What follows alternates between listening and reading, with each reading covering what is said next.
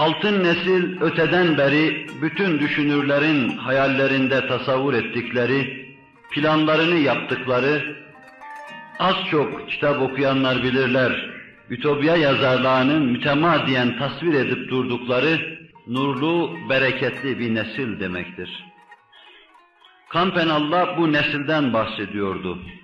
Güneş Devleti diye kitap bu neslin etrafında bir şeyler ifade etmeye çalışıyordu.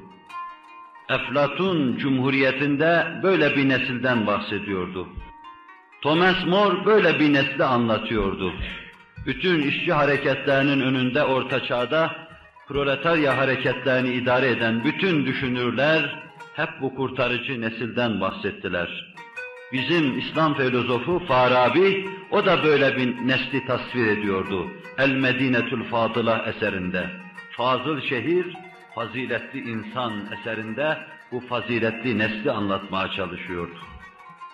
Hayal edenler istedikleri gibi hayal ede dursunlar, tasavvurlar alemine bırakılsın, ideal nesli bir devirde beşer yaşamıştı, o devrin şartlarına ve o devrin bağlayıcı unsurlarına dönüldüğü zaman beşer yine görecek, yine yaşayacak.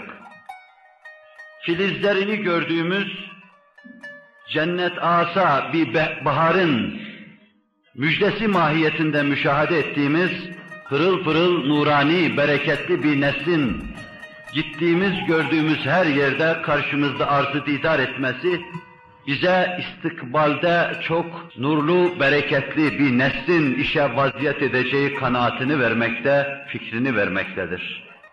Er geç bu altın nesil tarih sahnesinde kendisini gösterecektir. Allah'ın rahmetinden sizin kalplerinizi vesile yaparak hep beraber dileyelim. Cenab-ı Hak bizi öldürmeden, mezara koymadan, mezarlarımızın altından o işi seyretme durumu gelip bize çatmadan dünyada bize altın neslin pırıl pırıl simasını göstersin, mesut etsin.